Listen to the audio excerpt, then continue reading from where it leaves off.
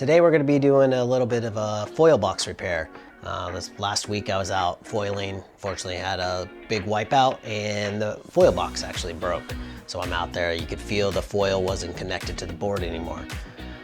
In here there's a nice little crack, so what we're going to have to do is we actually have to cut this box out. And while I'm doing that, I want to also make some adjustments because on this board, this box for me is too far back. I'm fully forward.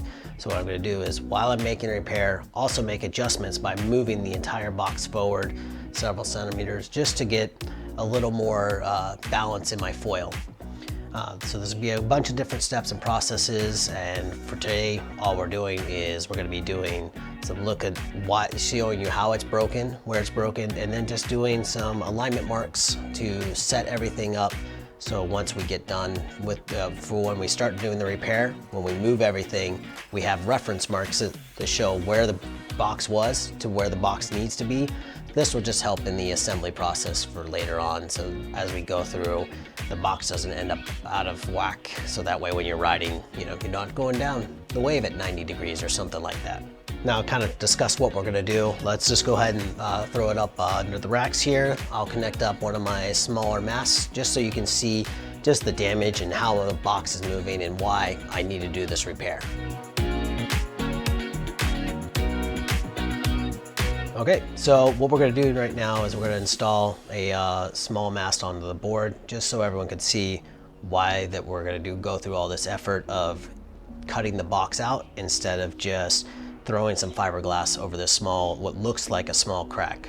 What you'll see is once I have the mast installed and I put some load and put some force on it, you'll see that the box is no longer actually fully mounted inside the board, and you'll be able to see it moving. And what that does is while you're riding, the foil is then just moving all over the place. Even though your level platform on the board, the foil is doing whatever it is because it's no longer a rigid connection, and that is why we have to cut this box out and reinstall it.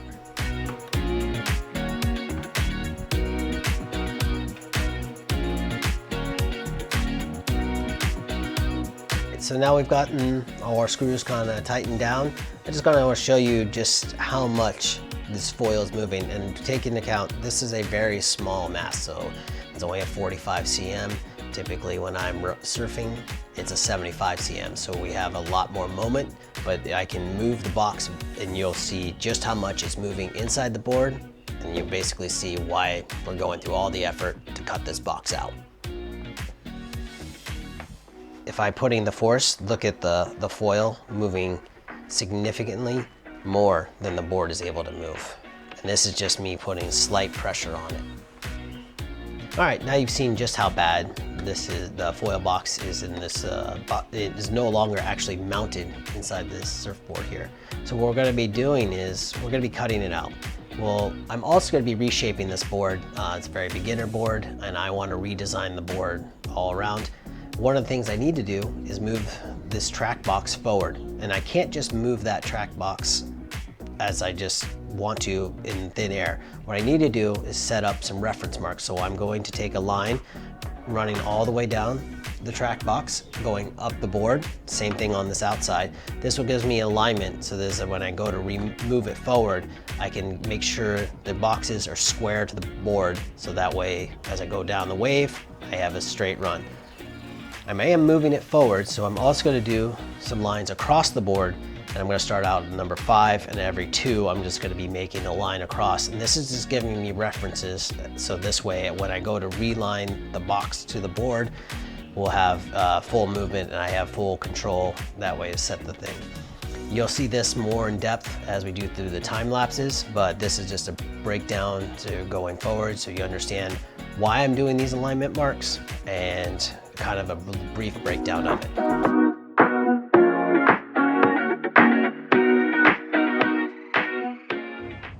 Okay, now that we have the foil box removed, we can see that we have 2 different foams. We have a high density foam and we have our standard EPS foam.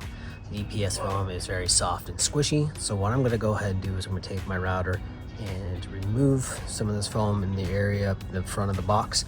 That way, when I come back to install the box with the thickened epoxy, it will give us a a higher density strength, so this way when you go to compress on the foil, it won't be pushing down on the soft EPS foam.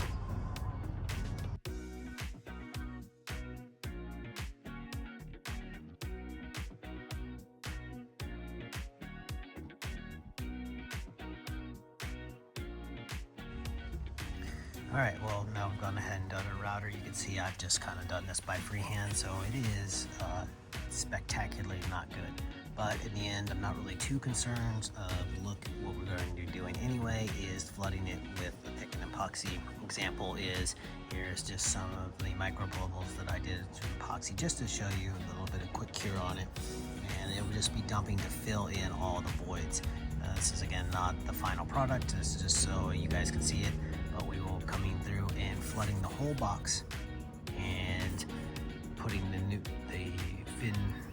foil box back in place, and that will give us a nice rebond the foil box to both the foams and to the board, and then we will be going over and reglassing the box back in on top. Okay, so here's a quick example just before we get everything started so we can see what's going on.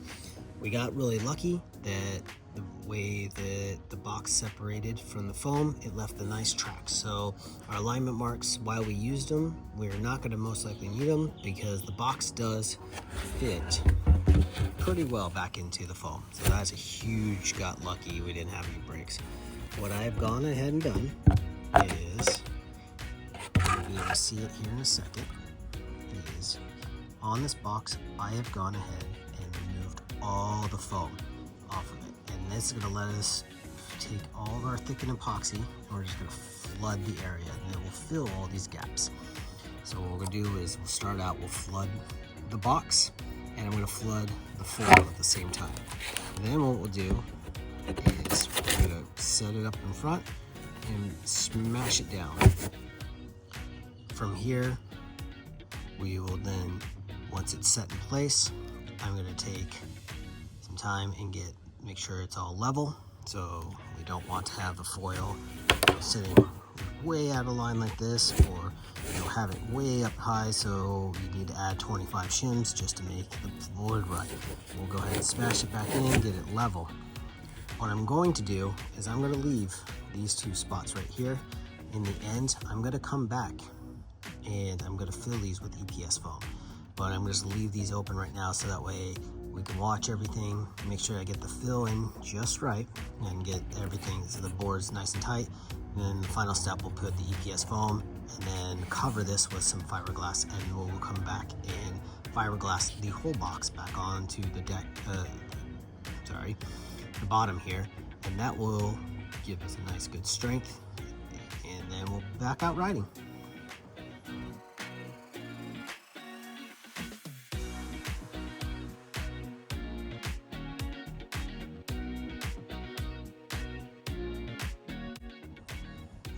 All right, now that we have the box in, it's not sitting flush, and what we're going to do is just rock it back and forth to help get the filler to push back out and seat in. It might ooze out of the top, and there's spots as it's got too much, but that's fine. I'll just use my little popsicle stick here, take it and flood it, use it to fill in the extra hole back here, and that's why we left that area.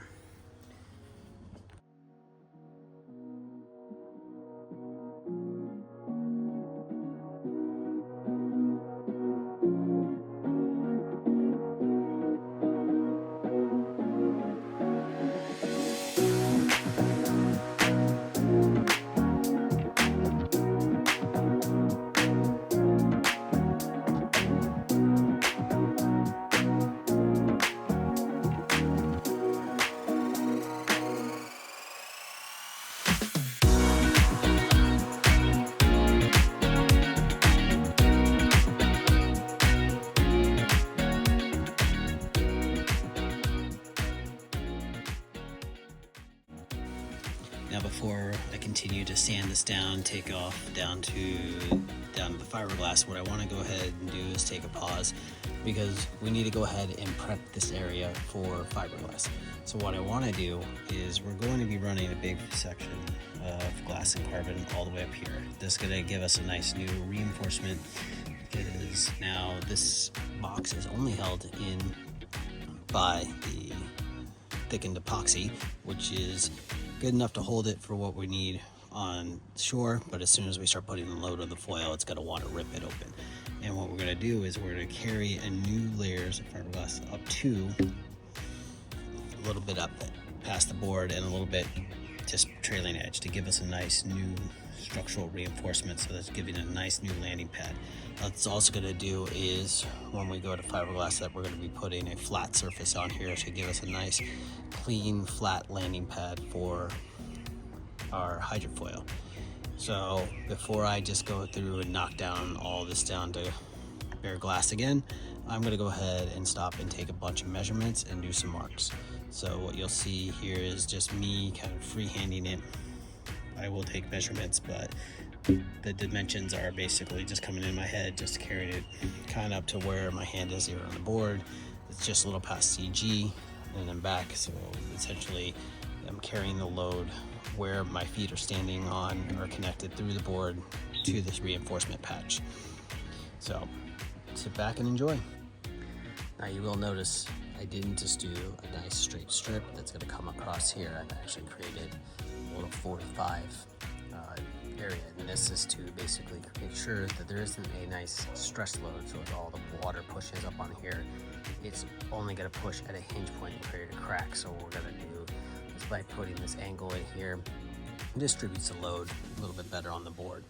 I don't want to keep carrying it farther and farther forward, as there is more additional shaping on this board.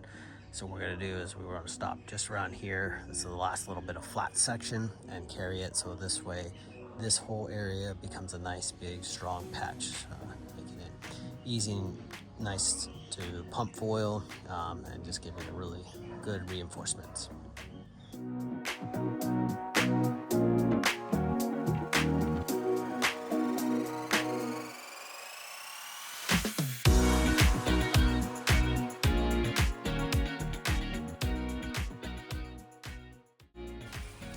Okay, now that I've gone ahead and sanded all the bottom here, what we're going to do now is make up another batch of epoxy with a little bit of thickener inside of it, and go through and fill in all these spots that I didn't have enough of the thickened epoxy, and come back through and get these little air voids and bubble spots here. Let that set over 24 hours, then we'll come back and resand the entire surface to level it out to prep it for the fiberglass.